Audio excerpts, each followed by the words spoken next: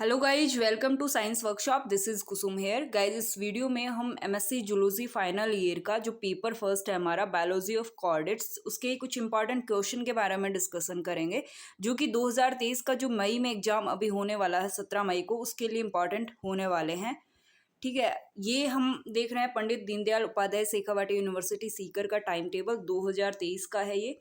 तो जो paper first है एमएससी फाइनल जूलॉजी का बायोलॉजी ऑफ कॉर्डेट्स, ये 17 मई 2023 को वेडनेसडे को होने वाला है, यानी आज मंडे है तो परसों ये पेपर होगा। तो हम यहाँ पे कुछ इंपॉर्टेंट क्वेश्चन डिस्कस करेंगे, जो कि ये जो 17 मई 2023 को पेपर होगा इसके लिए इम्पॉर्टेंट रहेंगे। ठीक है, अगर गाइज आपको इन क्वेश्चंस का पीडीएफ चाहिए तो आप मुझे टेलीग्राम चैनल पे ज्वाइन कर सकते हो। साइंस वर्कशॉप के नाम से आपको चैनल मिल जाएगा और इसका जो लिंक है वो आपको डिस्क्रिप्शन में मिल जाएगा। और आप चाहो तो मुझे ट्विटर पे भी फॉलो कर सकते हो, कुसुम चौधरी के नाम से आपको प्रोफाइल मिल जाएगा और इसका जो लिंक है वो भी आपको डिस्क्रिप्शन में मिल जाएगा। गाइज, अगर वीडियो अच्छा लगे तो प्लीज़ लाइक कर देना, शेयर कर देना, और चैनल को अभी तक सब्सक्राइब नहीं करा है तो सब्सक्राइब भी कर लेना, और बेल आइकन को प्रेस करना मत भूलना, ताकि नेक्स्ट वीडियो जब भी आए तो आपको सबसे पहले उसका अपडेट मिल जाए। तो गाइज, अगर बायोलॉजी ऑफ कॉर्डेट्स की हम बात करें, अगर biology of chordates paper pattern की बात करें बायोलॉजी ऑफ कॉर्डेट्स, तो हमारा फर्स्ट क्वेश्चन आएगा। उसके अंदर तो क्या आता है भाई, फर्स्ट क्वेश्चन में हमारे 10 छोटे क्वेश्चन आते हैं जो कि 2-2 मार्क्स के होते हैं, यानी 10 क्वेश्चन तो ये हो गए। सेकंड क्वेश्चन में हमारा आएगा 4 क्वेश्चन आएंगे, और वो 4 क्वेश्चन 5-5 मार्क्स के होंगे। ठीक है, तो ये 20 मार्क्स का हो गया। इसके अलावा थर्ड क्वेश्चन में भी 4 क्वेश्चन आएंगे 5-5 मार्क्स के, और जो फोर्थ क्वेश्चन है वो एक 20 मार्क्स का आएगा, और जो फिफ्थ है वो भी एक 20 मार्क्स का आएगा।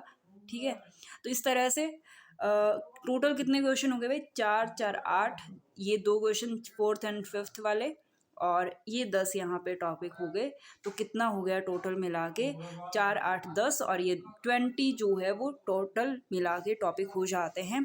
और यहाँ पे आपको ऑप्शन में मिलेगा, यहाँ भी ऑप्शन में मिलेगा, यहाँ ऑप्शन में मिलेगा, यहाँ ऑप्शन में मिलेगा, लेकिन जो फर्स्ट क्वेश्चन है इसमें जितने भी टॉपिक पूछे जाएंगे वो आपको ऑप्शन में नहीं मिलेंगे। ठीक है, उसमें से आपको सारे क्वेश्चन करने होंगे। इस तरह से हमने देखा कि भाई 20 टॉपिक्स जो है वो हो जाते हैं। यहाँ पे मैं आपको 20 टॉपिक्स ही बताने वाली हूँ जो कि इंपॉर्टेंट रहेंगे, एटलीस्ट वो आप पढ़ के जाना।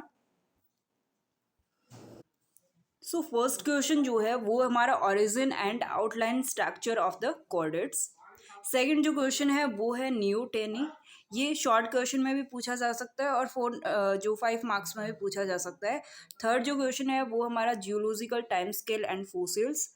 फोर्थ जो क्वेश्चन है वो है एडेप्टिव रेडिएशन इन बॉर्निफिशेज। कई बार रेप्टाइल्स के बारे में भी पूछ लिया जाता है, अगर आपके पास में टाइम हो तो आप वो भी पढ़ सकते हो।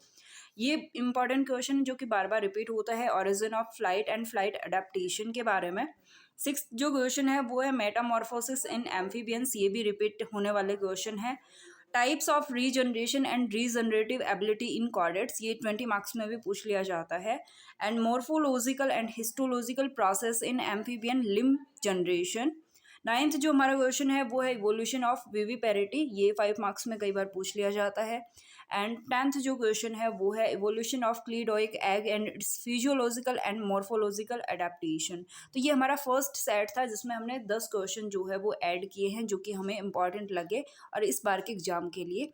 एक सेट इसी तरह से हमने देखा कि 20 क्वेश्चन तो हमें करने ही होते हैं, तो एटलीस्ट 20 क्वेश्चन तो हम पढ़ के जाएं, क्योंकि 20 क्वेश्चन ही करने होते हैं और 20 क्वेश्चन ही पढ़ के जाएं। ये मतलब इस तरह से उसी में से आ जाए जो हम पढ़ के जाए, कम से कम 60-70%, तो ये अच्छी बात है।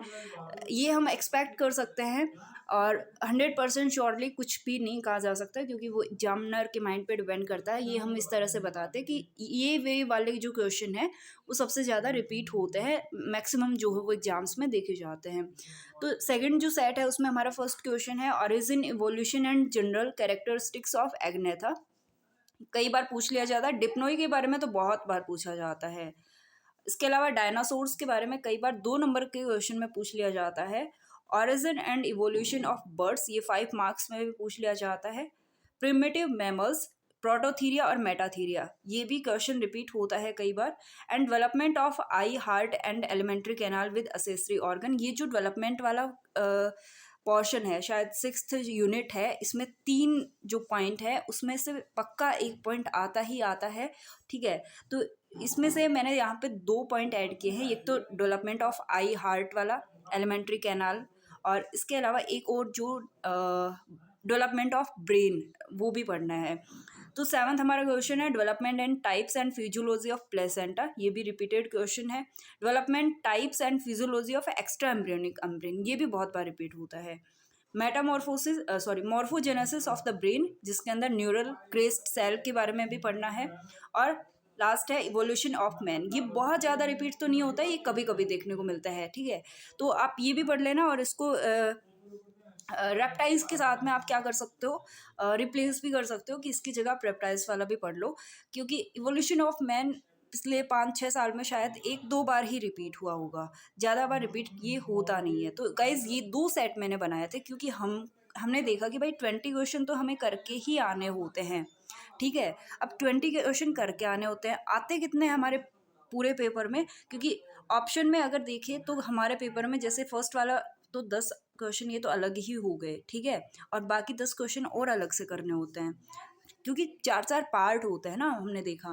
तो सेकंड में हमारा हो गया 8, थर्ड में 8, फोर्थ में 2, और फिफ्थ में 2, तो 16, ठीक है, और 4 ये 20, ये हो गए 30 क्वेश्चन आ रहे हैं एक तरह से, है ना। तो हमने उसमें से करने 20, मतलब एक ओवरव्यू बता रही हूँ, क्योंकि वैसे तो क्वेश्चन 5 ही आएंगे, लेकिन जो पार्ट में डिवाइड होता है ना, तो अलग अलग टॉपिक ही मिलते हैं वहाँ पे, तो इस वजह से ये टॉपिक वाइज ही हमने यहाँ पे डिस्कस किया है।